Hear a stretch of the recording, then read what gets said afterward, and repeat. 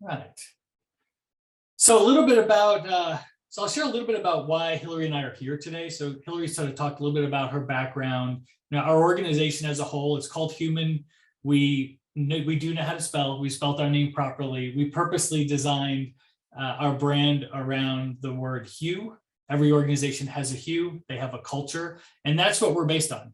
We're focused on culture and engagement for our employees. We happen to be in the talent acquisition space. That's sort of what I always say. When we started Hueman back in sort of the 1996 world, we had a different name, and then we rebranded in 2016 based on a lot of the things we focus on. So I'm not going to list out all the awards we have, but I will call out one which is the second one.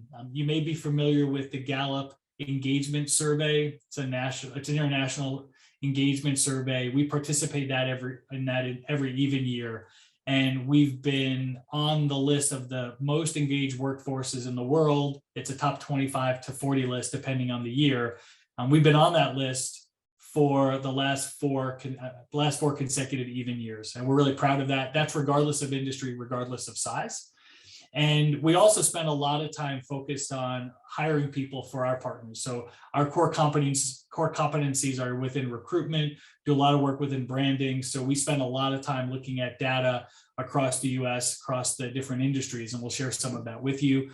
As an organization, we're sitting at a little over 300 recruiters. All of those are Hueman recruiters. We train them. They're professionally trained recruiters, professionally managed. And that allows us to provide some great services to the different organizations we work with. This year, we'll make about 40,000 hires on behalf of our customers, and that's all under their brand. We don't do it under our brand. So we'll jump into some of the data. Today, we'll go through and we'll share a little bit about the current talent acquisition landscape. So you've heard about the Great Resignation, you hear about the Great Regret. Well, what does that mean? So we'll break that down a little bit into some distillable facts. And then hopefully you'll be able to take some of these things to your leaders and your peers and potentially build sort of a business case to be able to make some change within your organization. And then Hilary will spend a lot of time talking about the driving forces that have happened recently. And then we'll go in and we'll share some of what we call the 6 tips for winning top talent in today's environment. So when we think about data, the first thing we'll look at is sort of employment levels. So you can see in that top left chart, you can see the dip that happened during the pandemic. We're still a little bit short on employment. We're not back to the pre-pandemic levels. We're pretty darn close though. So we're sort of almost on an even playing field. You can see jobs are still pretty high. They reached an all-time high earlier this year, still well over 10 million. So the job dynamics between demand and supply is pretty challenging if you're sitting as a recruiter or trying to recruit talent for your organization. And then the bottom left chart sort of shares or depicts a little bit about recruiters. So the demand for recruiters has gone up a lot. That's sort of that yellow line. The number of people that have been applying for jobs that are recruiters took a big dip last year and is starting to come back, but we're still at a pretty significant gap if you look where we are in August of 2022. So the supply of recruiters is much lower than the demand for recruiters. Wall Street Journal has said many times, some of the hardest jobs out there are recruiters. So we'll talk a little bit about that as part of what you need to do to have an optimized talent acquisition program. It's not all about the recruiter, but that is a key component to that. And if we go over to the next slide, so what's happened with supply and demand with respect to employment and job openings? If you look to the left, you'll see there was a gap between that blue and the yellow line, blue being the total unemployed, and then the yellow being the job openings. That represented, call it roughly 1 million gap before the pandemic. Now we're really looking at 4 to 5 million of a gap. So the people that are looking for jobs clearly are lower than the job openings. That number is starting to come closer, but it's still dramatically apart. So, we could spend the next 3 or 4 months having similar trends, and we're still going to have a bigger gap between supply and demand than we did before the pandemic. We think about turnover. So turnover's gone up across the US, across really almost all industries. There's a very small number that have sort of come down. You'll see turnover, same thing. The trend is slightly favorable in the last 3 to 4 months, but it still represents an increase of over 25% compared to where we were before February and March of 2020. So at the end of the day, turnover is high. We see, although we're sort of calling the Great Resignation now the Great Regret, we're still seeing turnover significantly higher than what it was a year ago. We expect, as an organization that makes hires across the country in many industries, that we expect that to start to come down a little bit, but it would have to come down a lot to make a material difference in how we go about recruiting. And then thinking about quit levels. So I'll sort of give some structure to this slide. So the bottom chart lists out all the different, basically the key for all the colors. They represent 6 different levels of employer counts. So 5,000 or more, 5,000 or more employees in a company represents that blue line that's on the bottom of this chart. What we're seeing is between employers that have 10 employees to 1,000 employees, the overall quit levels tend to be higher than the average. So if you're sitting within that time frame, you're sitting within that employee count, unfortunately, you're seeing more quits than you would if you were a little bit larger of an organization. And some of the industries that have the highest quit rates, and this is data that's from August of 22.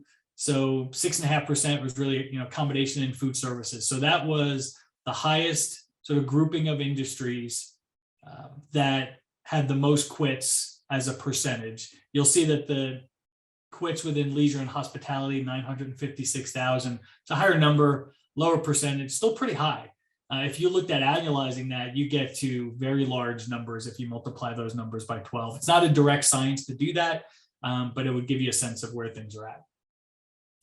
So anyway, that's a little bit about the talent acquisition landscape. Really interested to see by this polling software is to let's see for the folks on the call, what is the overall turnover rate that you have in your organization? Just use estimates. So if you type in to 22333 the word human, then you'll get a response from that, and then you can select A, B, or C. We've got multiple polls that'll happen today, so you don't need to type in the word human multiple times. Just as we pull these up, you'll be able to select a letter. We'll see if we get to start, if we see some responses coming in.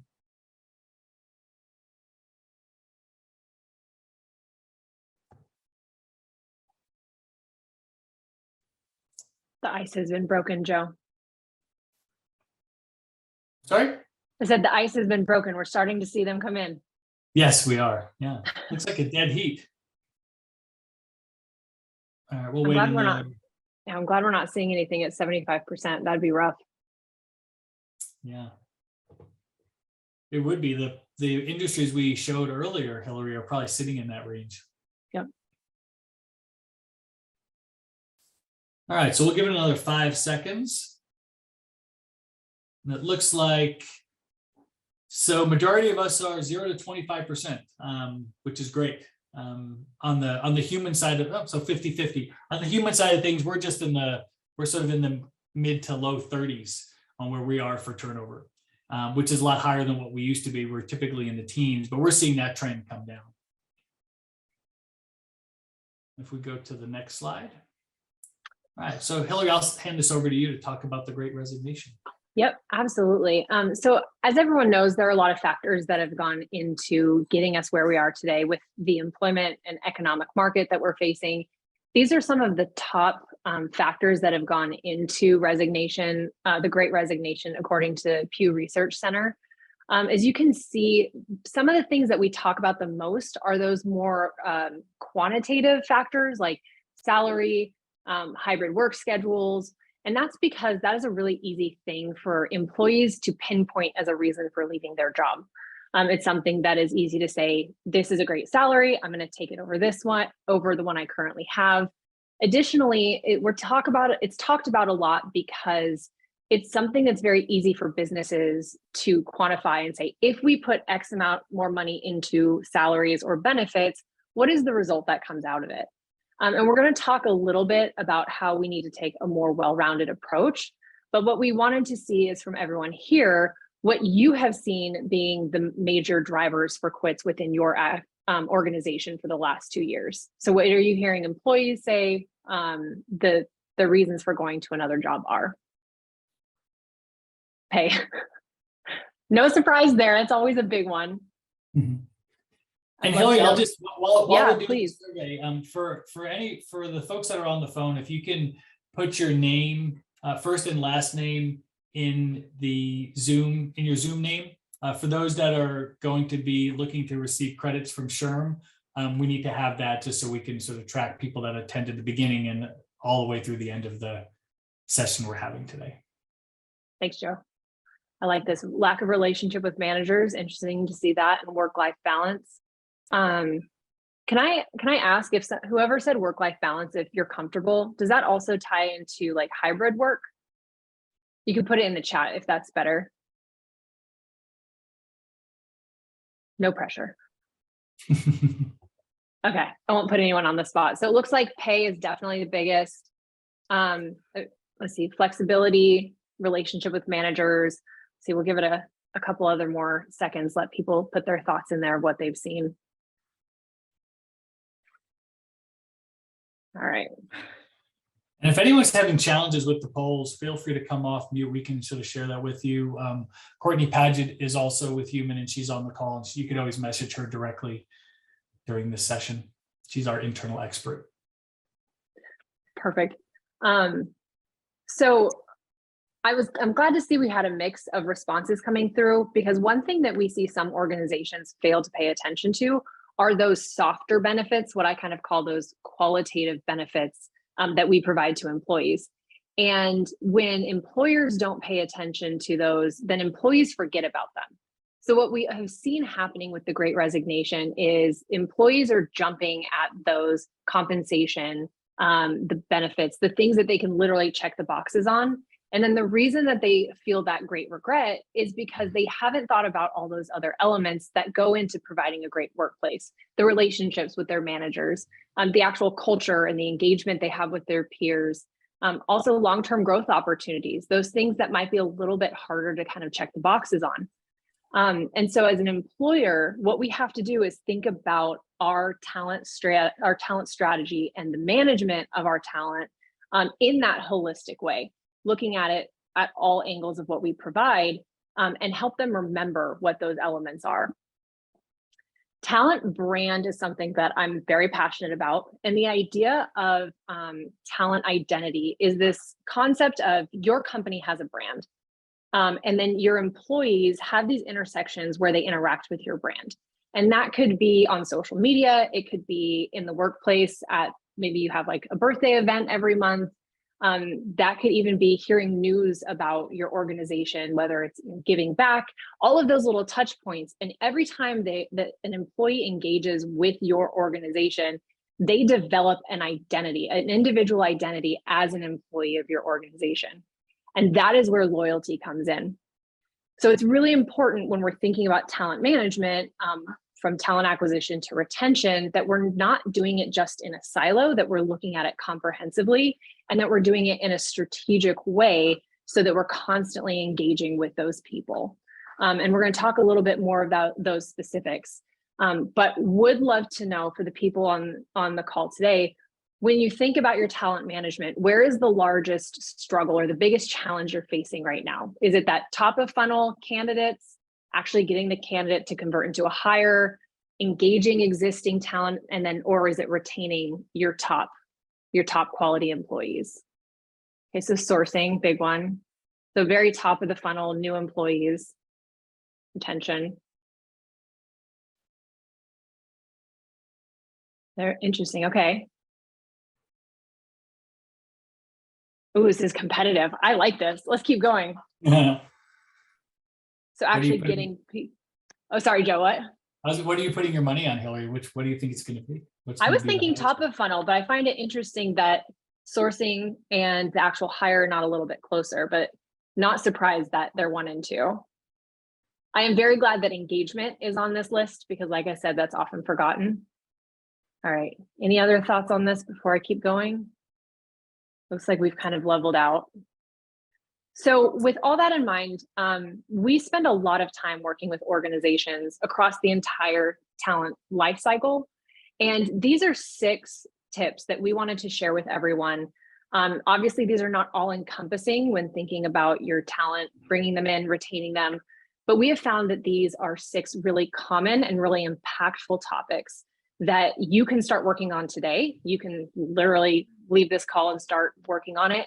And we will see some impacts come through quickly with these as well. So we're going to go through the 6 of them, but just to kick us off, there's the management of your online reputation, engaging your talent community, having and executing on targeted email campaigns and messaging, active sourcing with dedicated recruiters, and that's written in a very particularly, effective exit interviews, and surveying your current talent. So we're going to go ahead and hop into digital reputation management. This is something that is incredibly important in our digital age. We live in a world of that transparency and an expectation for transparency. And so when thinking about getting candidates into your hiring process, a lot of employers forget that there's actually a stage before a candidate applies. And studies have shown that 80% of individuals research organizations before they even begin an application, which means that if you are not paying attention to the perception of your brand online, then you are losing out on a giant opportunity with attracting candidates and bringing them in the door. So what we recommend is really 2 kind of pieces. First is having a process in place where you actively monitor your online reputation. And that is analyzing what people say so you can find trends where you can appropriately respond internally and externally. It's making sure that you know what people are saying, so you're an active participant in that conversation, and you're aware of what perceptions there may be about your brand, because perception is reality, especially if candidates are, or I should say prospective candidates, are looking at it before they even engage with you. The second thing we recommend looking at is having a process in place by which you actively manage your brand, your story online. And that's both in those places that you own. One big intersection that is incredibly important in the talent acquisition space is between marketing and HR. And that's often a big gap within organizations. But if you make the effort to say, where do we own our story? That could be your website, social media, your news or your public relations efforts. And how are you really owning that and aligning that with your talent acquisition strategy and your talent brand? And then the other is having a process in place through which you organically drive and control the story. So actively engaging with your talent pool to encourage them to share their stories to better represent what life at your organization actually looks like. Hey, Hilary, on that topic, yes. Can you share in your expertise and your experience, when we say marketing, right? Yeah. And you say marketing, most organizations have a marketing department. They don't have a digital recruitment marketing department. Correct. So if you were to think about organizations that are under 5,000 employees down to maybe 50 employees, how many of them have a marketing department that have experience with recruitment marketing? I have worked in organizations of all sizes, from startup to mid-level to large, both as like a direct marketer, and also worked with dozens and dozens of companies across the spectrum as a support function. I would say less than 5% have dedicated strategy around recruitment market or talent marketing. And it's not a slight on any organization, because if you think about the focus of an internal marketing department, they're there to grow the business, and the metrics they are often held accountable to are sales related, are business growth related. There is not a direct tie between their success measurements and employment. But people are the factor to get there. And so it's just truly a situation where HR usually is trying to get support, but marketing doesn't, the internal teams don't have capacity to learn it because it is a little nuanced. And so often, like, candidly, that's where I usually come in and say, let me help take that off everybody's plate. But it is very rare to have a dedicated recruitment marketing expert internally. Yeah. So it's so hard for that marketing department, a traditional marketing department, to just spend 5 minutes or 30 minutes setting up a digital reputation or anything like that, because they probably don't have that experience. They have to learn it, which means they probably put it to the side of their desk and don't really want to get involved in it generally. Or they're focused on their clients. So they say they pay attention to online reputation, but it's, did they like our product? Were they happy with our service? They're not thinking about going to Indeed or Glassdoor and saying, why did this employee leave? Or are they upset about the lack of communication? And is that getting bubbled up to the CHRO, for example? Yep. Great. Just a different kind of lens focus. Yeah. I bet you there's a couple of aha moments for the folks on this webinar right now. I'd love to hear them. Truly, if anyone has, I'll just say that wasn't planned. Joe just interrupted me and I'm here for it. So if anyone does have questions, please do. That's what we're here for. But going into, so I talked about that kind of online reputation, especially thinking about your pre-candidate audience. It's really important to think about your talent pool holistically. So many organizations look at their people in kind of three buckets. There's the candidate, so actively interviewing for a job. Then you have your active employees. And then you have kind of the, oh yeah, who was that former employee? And that is a mistake, because the truth is you really do just have one talent pool, and they're all at different points of relationship with your organization. And so what it's important to do is to think about it at that level, because it makes it easier to think about how you engage those people. So one of the things we talk a lot about is employer value proposition. And the reason employer value propositions are so powerful, in fact, Gallup had a study a couple of years ago that said organizations that have and effectively implement an EVP see retention improve up to 69%. And the reason for that is you have consistent messaging, and you're able to align the messaging with where people are at in their relationship to you, and strategically implement that messaging to engage with those people, to drive them to action in ways that improve your business goals or help you hit business goals. So what we recommend is really sitting down and thinking about, what is that relationship you have or want to have with your people? What makes you different? What makes you unique? And that could be those soft offerings, could be the specific, like we provide this and our competitors don't.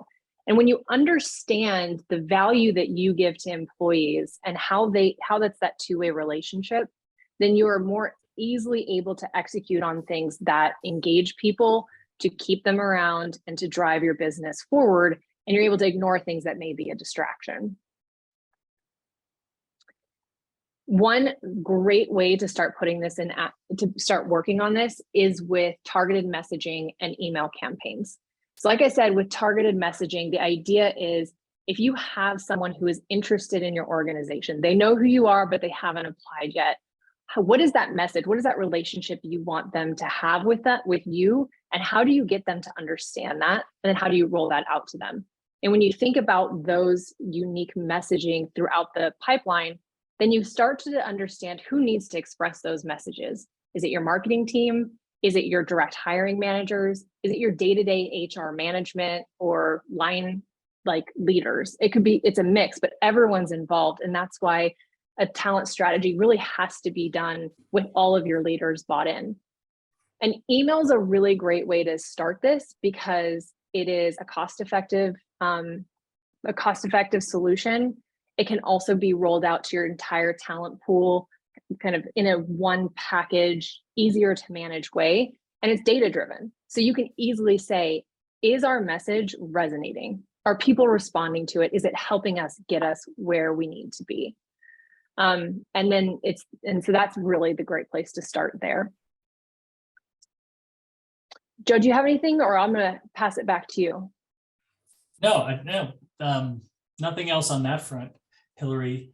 So we're going to talk a little bit about sourcing. I'm actually looking at all the attendees, and years ago I learned that some of the sweetest words you'll ever hear are your own name. So I'm just going to say hi to some people that have their full names in there. So we've got Elaine and Kayla, Jeff, Demarius, Isabel, Jen, Angel, Lynn. Well, so thank you guys for joining. Natalie, Tanya, Chris, Ruth. We've got some other people that are on camera. So thank you all for joining us today. So let's talk about sourcing, right? So I had a conversation just yesterday with an HR director for a large engineering firm. They do a lot of civil engineering work and in 9 or 10 states in the western part of the US. And we're actually talking about sourcing. And the challenge that that organization has is they're not really sure how many candidates that their recruiters are actually sourcing. And when you start to peel back the layers, and the conversation that I had yesterday was around, well, what do you consider a source candidate? Well, for this organization, they're on the job, right? So they're on a construction site. They're working with other people that are engineers and other people that are surveyors, et cetera. So they'll talk to sort of friendly people that they've met, and they'll say, hey, we have a job opening for this role. Why don't you go apply for it? It's going to open in a week. And that person goes and applies for it. And that recruiter who is involved in that discussion with that candidate will say that's a sourced candidate from the recruiter. Well, who sourced that candidate? It wasn't the recruiter. It was that hiring manager who is an active hiring manager. They're out in the field, a somewhat unique position, right, where they're working with individuals that could be good candidates for them. And what we see when you talk about sourcing in today's world is that true recruiters that source are very rare. So Hilary talked about, 5% of all marketing departments have some experience with recruitment marketing. It's probably maybe 10 or 15% of recruiters truly know how to source candidates. They can post a job on Indeed, they can post a job on LinkedIn, but then when the candidate applies, they consider that a sourced candidate. Well, we don't on the human side of things, right? We would consider a candidate source someone that when a recruiter is actually going on to LinkedIn and mining that database and sending emails and making connections and making phone calls every day, sending 50 emails a week for the next 6 weeks to a targeted list of candidates for a couple of specific jobs, right? That's the sourcing world that we have to live in today. If you have a challenge finding candidates, and it's a weird environment today, even positions 12 months ago that had many candidates now have turned into somewhat difficult to fill positions. Hourly workers, high volume roles. So when we think about, one of the 6 tips is make sure that you're actively sourcing through your recruiters. And if you have a recruiter that is sort of a part-time recruiter, are they really spending time sourcing, or are they spending time sort of managing candidates that have applied and they're spending 0 time or 10% of their time sourcing? If you look at your open requisitions for your hardest to fill roles, have you applied a process to say how many candidates have been submitted against those hard to fill positions in the last 3 months, last 6 months? If those numbers are really low, that's a good way of identifying recruiters or job openings that have never been sourced. Right? And Joe, go ahead, Hilary, please. I'm sorry, just one thing I wanted to throw in here too is pre-pandemic, and I'm going to use Indeed as an example. It used to be a post the job and they will come type of a situation. Mm-hmm. Pre-pandemic, 3 out of 10 of the search results on an Indeed job search, so like you put in your query and then you get 10 jobs. Pre-pandemic, 3 of those would be a paid job, so a sponsored ad. Now it's closer to 6 to 7 on every search result is going to be a sponsored ad. And so that means, and that's because of the competition, but that's also why having a dedicated recruiter makes a big difference, because you cannot rely on just job boards or just marketing. Like, you have to have the people behind there as well. Yeah, great. Yeah, great point, Hilary. And then, so to add to that, what we call the quote unquote the story, right? What is the story that you're telling about the organization? Why does someone want to work there? What's the connection? We've heard about this many times recently and over the years, right? What's the connection to the purpose of the organization? So you have an organizational purpose and you've got a story, but if you've got a hiring manager that has 15 years of working in this role, they're esteemed within that industry, they do certain things for their employees, you want to be able to share that story as soon as you engage with the candidate. So on the front end, you've got to find that candidate that's not an active candidate. But then you got to tell the story, because as Hilary said, most of those candidates, if they are looking for a job online, there's jobs everywhere. We just looked at 10 million job openings right across the US. You've got to go and find people. That you can go anywhere today and find a job if you want to find a job, for the most part. There is a disconnect, right, between the supply and the demand, because there are certain industries where we're not able to find today across the US. We're not able to find the right candidates and the right fit. But if you apply these 6 techniques that we're talking about today, you'll be able to operate in the top 20% of those organizations. So anyway, so we strongly recommend sort of sourcing with dedicated recruiters. A dedicated recruiter us is not a half-time recruiter and a half-time HR business partner, or half-time recruiter, half-time front desk coordinator or assistant. It's someone that's focusing on that full-time. So Hilary, if we can go to the next slide. So we've got another poll. So this one's simple: A, B, or C. Does your organization have dedicated recruiters? So yes would be, that's their job title, that's what they do, 95% of the time. It's anywhere in between that and not recruiting at all would be sort of your B or your C.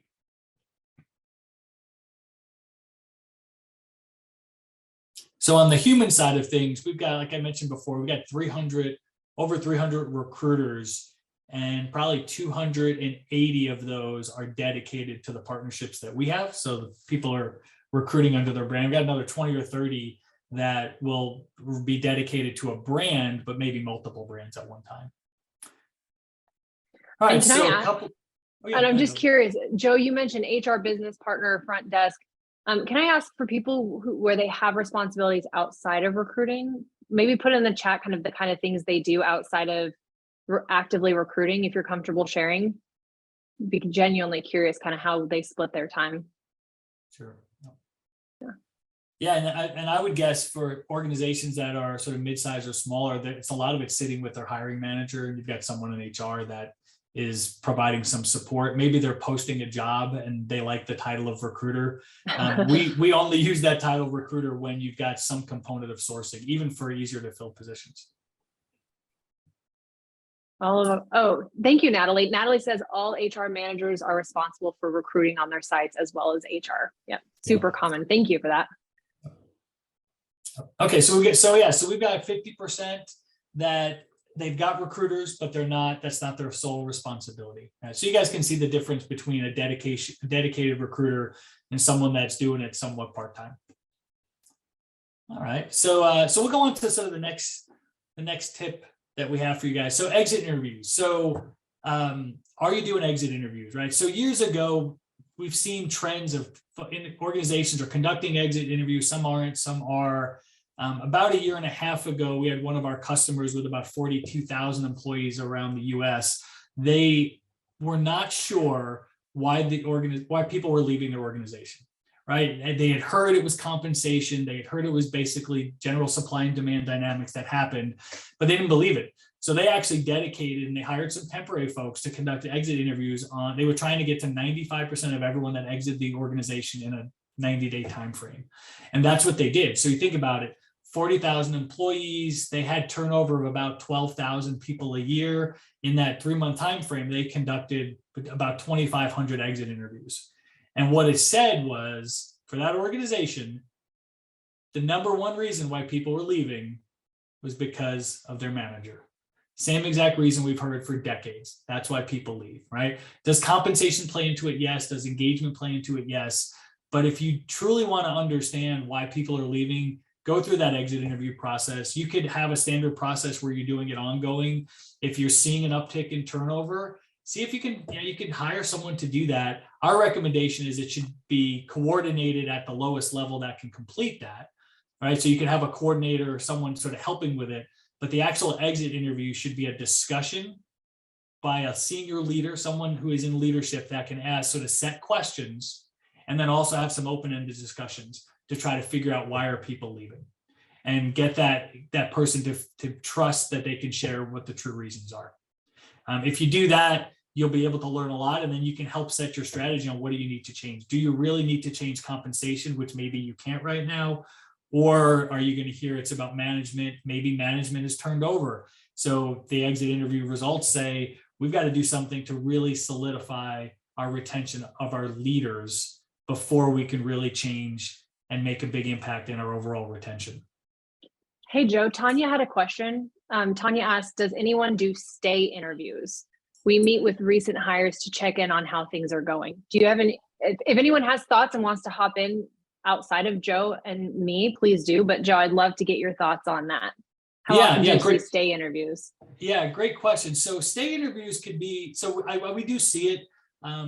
We don't see it as a set stay interview discussion where once every 6 months we're gonna talk about staying. It's more baked into sort of monthly and weekly conversations to get a feel for the individual. Are they engaged? Do we feel like they're going to be able to? Do they feel like they're aligned with the purpose of the organization? So I think that stay concept is a great concept. I don't love having stay interview discussions. Now, could you put together some focus groups or some groups to sort of talk about some of those things? Great. Tanya, I'm not sure if you wanted to share what you all are doing. So Elaine said that they have done stay interviews. And Isabel said, yes, we do conversations with new employees and new leaders. Hey, this is Tanya. Hi, Tanya. Hello. Yeah, so our HR director is the one that's doing the stay interviews. And we're trying to do them within like the first 90 days of hire.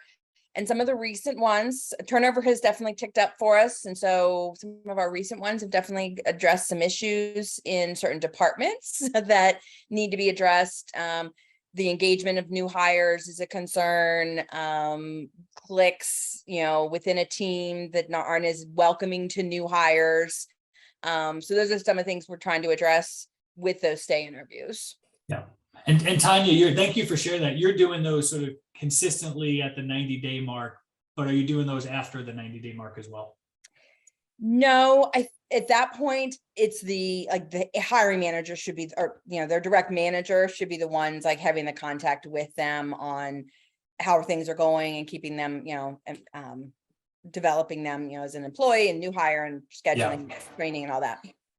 Yeah. And Tanya, can I ask, and for anyone else as well, do you do any sort of like satisfaction surveys at the point of hire to see if there's a potential disconnect or to see what the journey looks like from the hiring process to first day? And the reason I ask is I have a lot of personal interest in perspective or perception versus reality.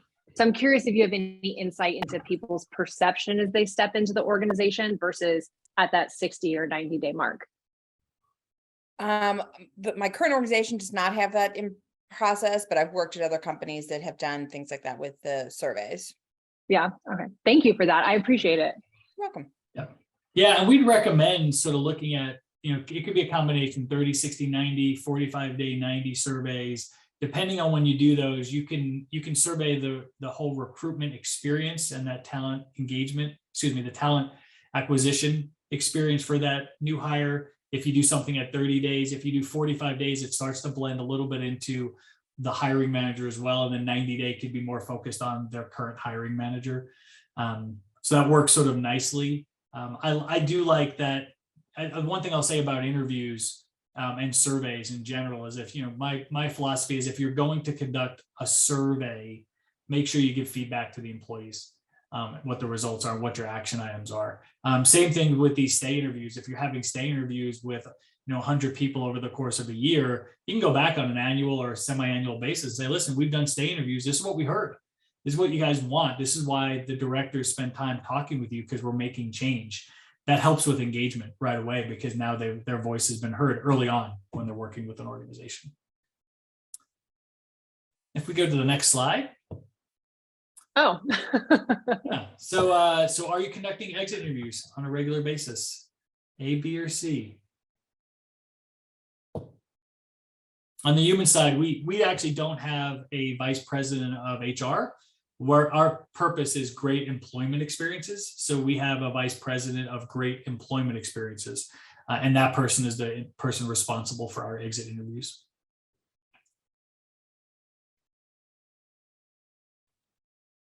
All right, so it looks like we have a little split between yes and sometimes. So it doesn't look like we have any organizations that are not doing them. So that's good. Oh, we just ticked up and yes, There we go. love it. All right. All right. So then culture. So I mentioned before that Hueman, we are a culture focused organization. We actually have other webinars that are titled A Culture by Design, right? You drive your culture. You can let your culture happen. We tend to not like that. We want to drive our culture. So I talked a little bit more about surveys. I talked before about surveys and sort of my philosophy around that.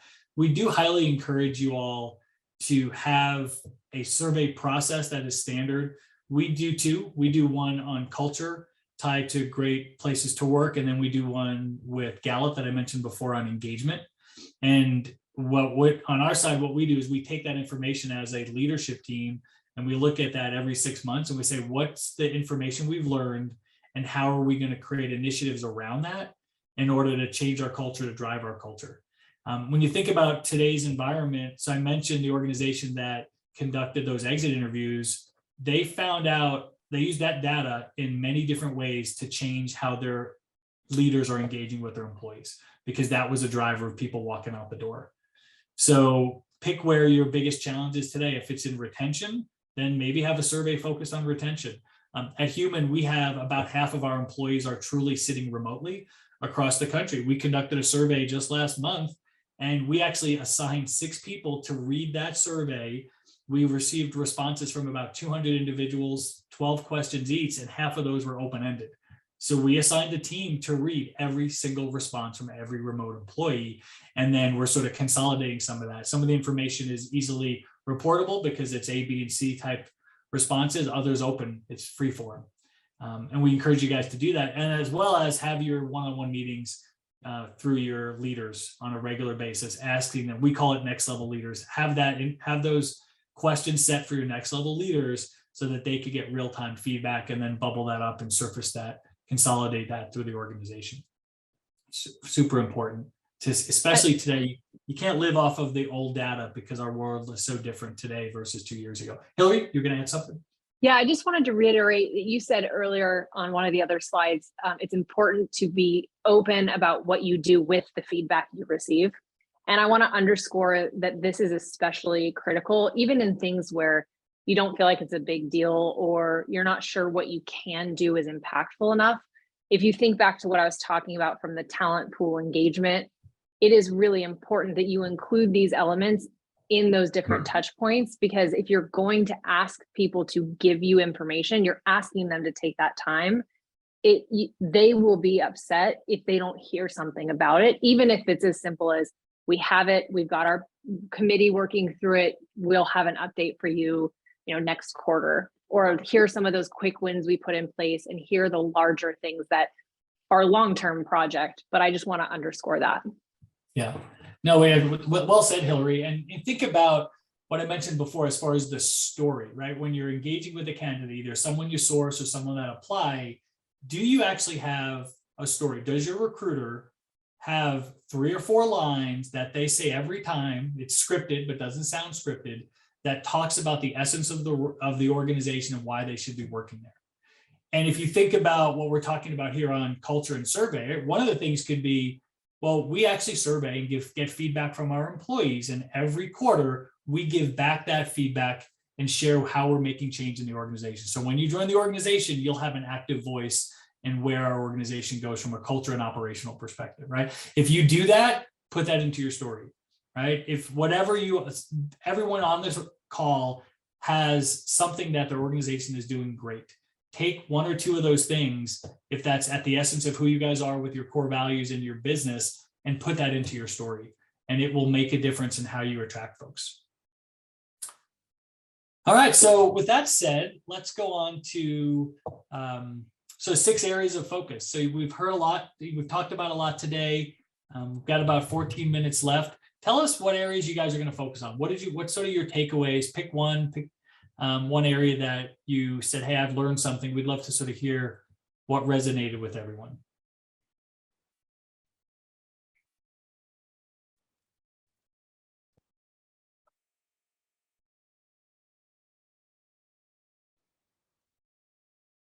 Perspective is reality. That makes my heart so happy.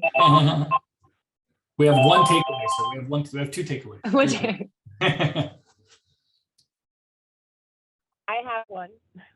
yes. go ahead. Hello. Yes. What resonated with me was the marketing, working with marketing and telling our story, a personal story with our team members, about our team members and their experiences that'll lure people in to want to be part of it. I'm so glad. And I will tell you too, one thing that as a marketer, anytime someone comes to me and says, hey, I have this story that I think would be great for the company to share, it makes my life easier. So if you go to them and say, I have these 6 employee stories that they've written their stories or they're willing to be videoed, it makes it will be very well received. So I'm excited for you on that. I agree. Yeah. I agree.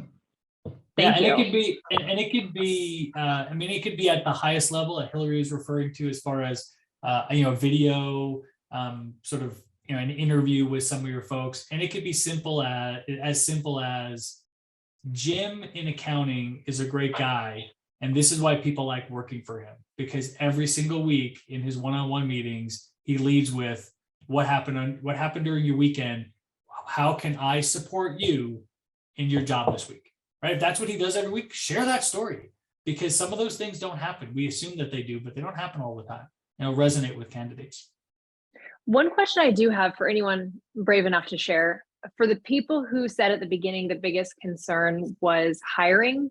So, sourcing was about 25% of people, but hiring, I'm just curious that no one said they were kind of thinking about rethinking the recruiter, the sourcing component. Is anyone willing to share kind of their thoughts around, if hiring is your biggest concern, where the recruiter piece plays into that? I know I'm asking a very pointed question. Yes, you are. If not, that's great. I was just curious. If there were any takeaways on the recruitment and sourcing piece? Way to put people on the spot, Hilary. That's what I'm here for. That's what I'm here for. Keep everyone on their toes. Hello, this is Tanya. I Tanya. am the dedicated recruiter for my organization. So, and finding more time for sourcing is what I'd like to have. So if you can, there's not enough hours in the day. Can I ask, what else do you do with your time? Are you doing HR management as well? No, I'm like I said, the dedicated recruiter 100%. Oh, okay. Started with one site and now I'm expanding. They're like, oh, you're doing so good Wow. in this location. Let's give you 3 more. Of course, because if you can do 1, why not 10? Right. Exactly. Thank you, Tanya. You're welcome. Yeah, you could double your requisitions and still provide the same great hiring experience, but you can't, unfortunately. Right. All right, let's go on to the next slide. So, this is sort of we're going to go into Q&A here. I did want to share a little bit more about how we can support any of the challenges you all have. So I'll start on the right. So we do a lot of consulting work in the TA side of things. So website, career site, Hilary sort of runs many of those services that we provide, engagement, brand marketing. So if you have an interest in learning more about that, reach out to us. We're happy to have a conversation with you. And depending on what your needs are, maybe we can help you just with a couple of conversations. Otherwise, it could be more of an engagement.